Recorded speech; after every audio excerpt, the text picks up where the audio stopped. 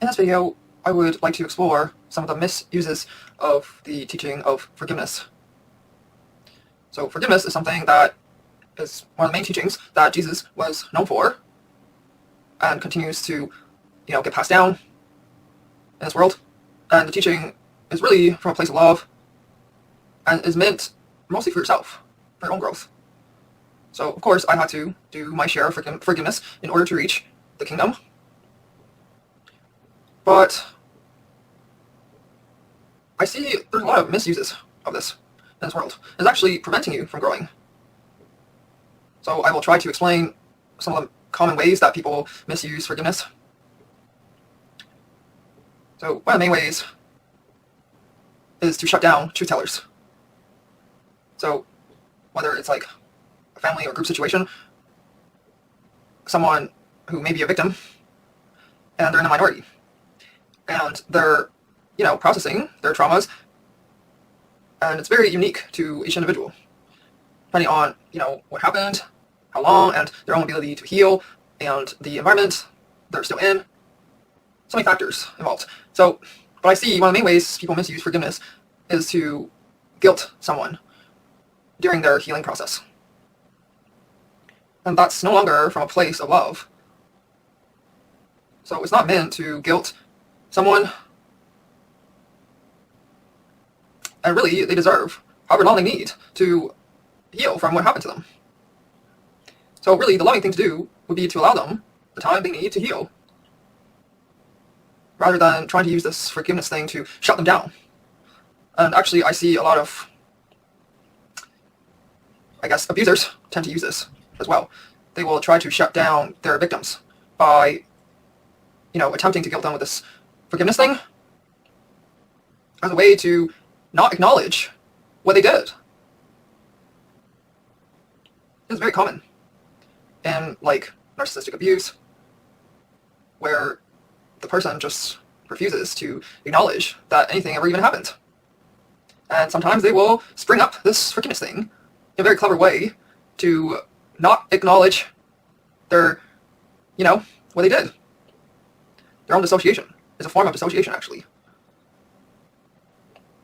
And so this happens both from, those kind of people as well as people who try to enable them.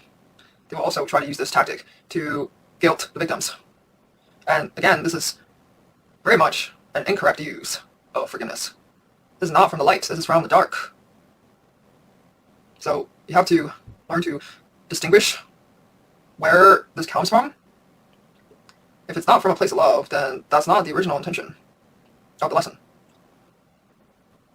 And so, this could also happen in group situations where there's maybe corruption happening, almost some kind of cult situation, or close to that kind of situation, and the truth tellers will sometimes get shut down with this forgiveness tactic, where someone could say stuff like, if you're so enlightened, why don't you just forgive this person and overlook what they're doing?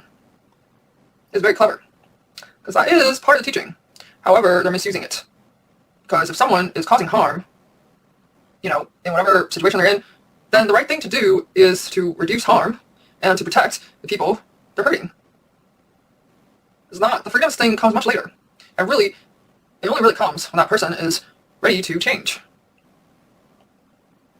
So, do you see how this can be easily abused and misused to shut down truth tellers? And of course, I'm saying these things because I've personally experienced this over and over in this world. So I have to come out and try and dispel some of these misuse of forgiveness that I see happening here. So, because the ego mind is also laced with feelings of guilt, it would try to project this guilt sometimes with this forgiveness lesson. That's kind of what's happening as well. It's a very easy way to project guilt onto someone. So, those are some common ways I see people misuse this forgiveness teaching. So I want to emphasize that it's really meant for yourself. It's not really meant for you to, look down on someone with who's maybe still processing something from their past. And really, from my perspective, even if someone takes decades to heal, it's not my place to rush them and pressure them. Because like I said, this is like a joint venture, like the healing process. It's not just about the victim. It's like, it's also related to what's happening in their environment and continues to be in their environment.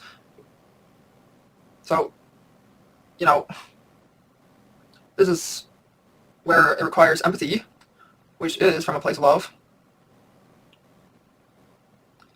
So, that's what I wanted to explain, because it's very easy to misunderstand this concept. That's all.